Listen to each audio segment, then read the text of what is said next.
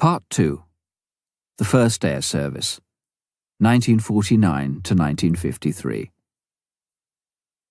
Chapter 7. Land Beyond the Nile. "We've got to get Betty out of here." Betty Guth had been desperately ill with a high fever for 2 weeks. Sam Burns, the missionary in charge at Yabus in southern Sudan, was talking to her husband, Chuck. She was getting worse. They suspected sleeping sickness and knew she could die without medical help. But none was available in this isolated place. They had to get her to hospital. Hospital was 500 miles away in Khartoum, and at Yabus it was the middle of the rainy season. Chuck and Betty had been able to drive there before the rain set in, together with a year's supplies and their 3-month-old baby Carol. But it would be impossible to drive out now. The trails were swamped, and would remain so for some months yet. They dared not wait. Betty could not walk. They would have to carry both her and little Carol. Betty viewed the prospect with dread. "It's not about myself I'm most worried," she told Chuck. Then her voice broke. "It's about Carol. I'm so frightened for her." She had good reason to fear. The journey would take many days, during which they'd be obliged to mix Carol's milk under the most primitive conditions. They'd have to go right through the swamps of the Dinka Plains, where they knew 2 other missionary children had already died. Betty couldn't escape the terrible picture of leaving her own baby in a tiny, lonely grave somewhere out in the vast marshlands. Sam sent a runner from the local tribe to the government post at Kurmuk, 70 miles away, with a telegraph message. It informed their mission headquarters in Khartoum what they were planning. They made a rough stretcher for Betty and the baby. A frame over it supported a mosquito net to protect them from the malaria-carrying insects that swarmed in the swamps. A piece of canvas on top acted as a shield against the sun. Local carriers were found, and they set out. The initial journey stretched 180 miles ahead over boggy trails westward towards the Nile. They could expect burning sun and torrential rain overhead, snakes and scorpions underfoot, and no guarantee of shelter if they got stuck on the way. The first hard day took them 34 miles, to Doro, the nearest mission station. Since this was in the territory of the Maban people, the carriers from Yabus refused to venture further. George Morrow, an Australian missionary at Doro, organised a fresh relay of Maban carriers for the stretcher, brought out his own mule, and hired some donkeys from a Sudanese police outpost nearby. In addition, Christine Scott, a nurse at the mission station, volunteered to travel with them, a most welcome companion. The going got no easier. Sometimes they were chest deep in water. They rode the animals until they could no longer bear to ride. Then they walked until they could no longer bear to walk. Then they rode again, on and on. They slept in Maban villages. Making up milk for Carol's bottles was the expected nightmare. Sometimes the only water available came from mud puddles. They boiled it for a long, long time on a primus stove. When they added the milk powder and shook it, the mud made it look like chocolate milk. They watched Carol anxiously, as, in happy ignorance, she trustingly guzzled it down. But it was well sterilized mud. She seemed none the worse. As they moved on into the Dinka marshlands, it became harder and harder to find carriers. They had hoped to catch a paddle-wheel steamer to Khartoum when they reached the Nile, but after 6 days, still a day short of their goal, the carriers refused to go any further. The missionaries' morning prayers became very urgent. "I believe we shall meet a truck," said Nurse Christine, right out of the blue. The men looked at her incredulously.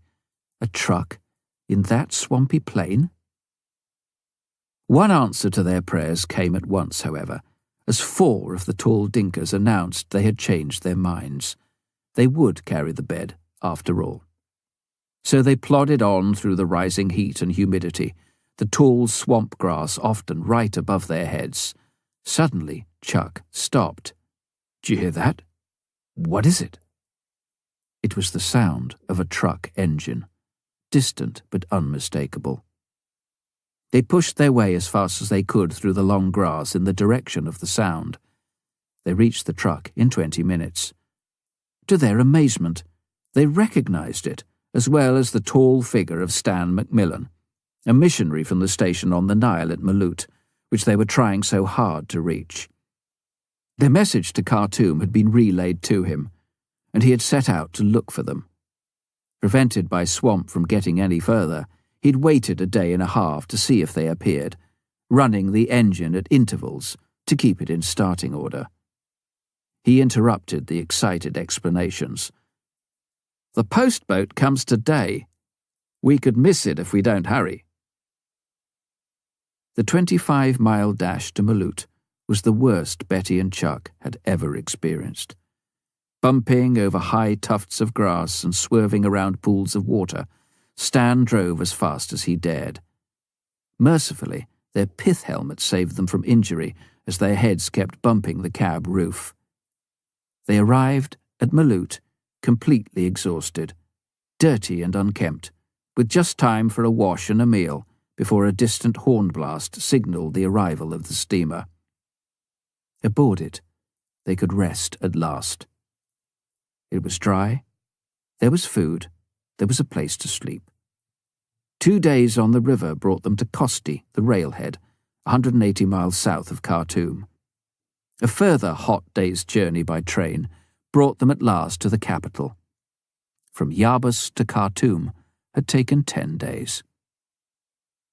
Betty recovered completely, but it was 6 months before they were able to return to Yabus and take up their work again. Such stories were only too common, some of them ending in tragedy.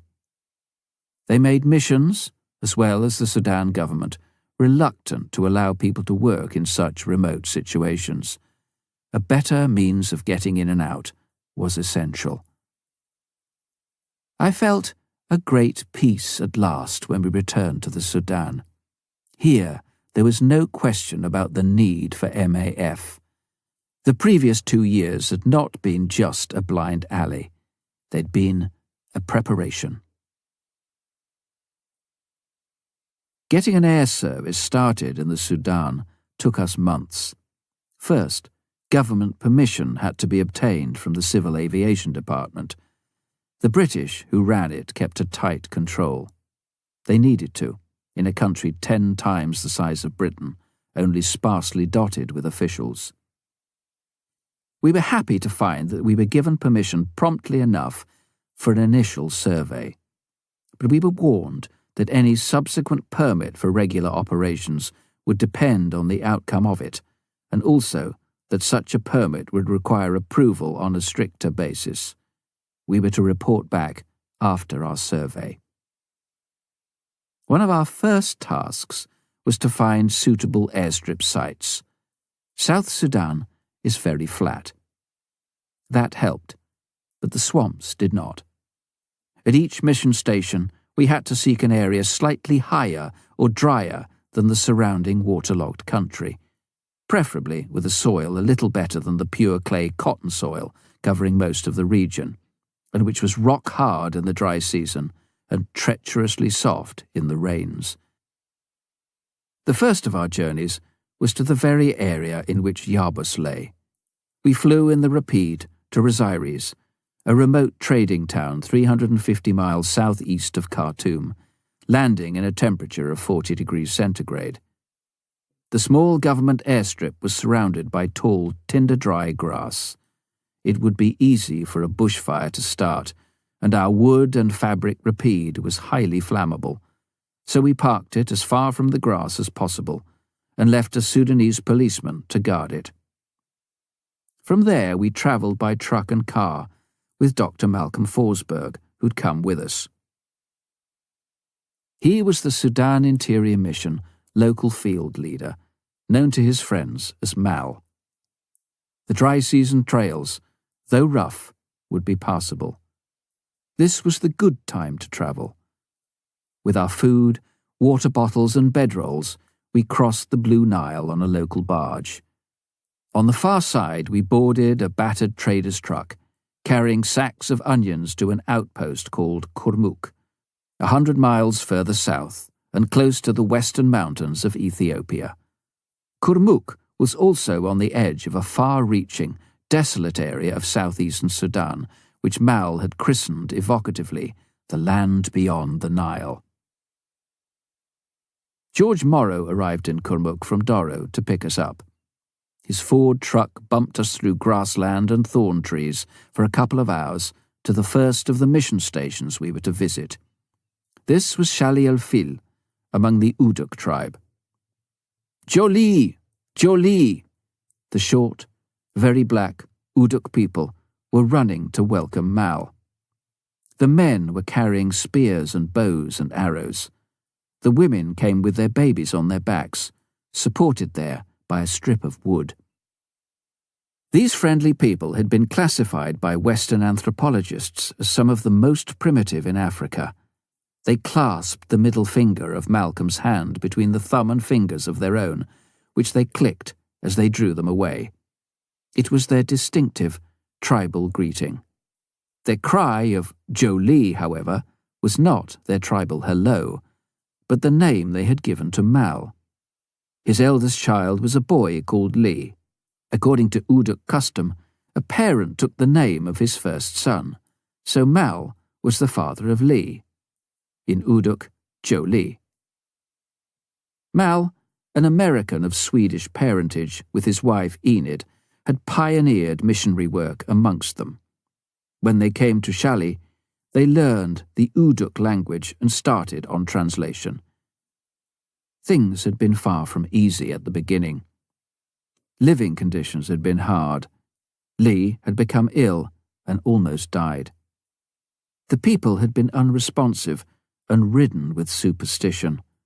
One of their customs had been to kill any twin babies. But the Forsbergs had seen the first Uduks become Christians, and the radical changes that resulted, including the beginnings of an Uduk church. This work was now being led by two very capable ladies, Mary Beam and Betty Cridland, and was some of the most promising in the area. Unlike most other places in southern Sudan, Shali had a fair amount of red soil, giving a better all-weather surface than the usual cotton soil. Frequent grass fires ensured there were no very tall trees. So, we fairly easily found an area long enough for an adequate airstrip and marked some of the larger thorn trees at each end to show the correct alignment into the prevailing winds. Mary and Betty undertook to get the strip cleared. We found another good site for a strip at Yabas, 2 hours further south. We also stopped at Doro and another station to look for more possibilities, getting back to Rosiris a few days later. When we reached the Rapide again, the Sudanese policeman was still diligently guarding it. In fact, he was cooking his food on a fire he'd lit in the shade under the wing, right next to the fuel tanks. Fortunately, the plane was unscathed. A year later, Betty Guth had to be evacuated again when her second baby was due. Instead of a dangerous 10-day overland journey, we flew her to hospital in Khartoum in only 4 hours. Having completed our survey of the Sudan interior mission stations along the Ethiopian border, we flew into the area further south, where Don McClure worked. It was he who had written to us previously at that critical point in London with urgent appeals for a plane in southern Sudan. It was he who had been the catalyst which finally brought us back to Africa to start MAF operations there. Now we were to see very vividly the reasons for his appeals, to experience at first hand more of the problems of surface travel, and of course to spend time with the man himself.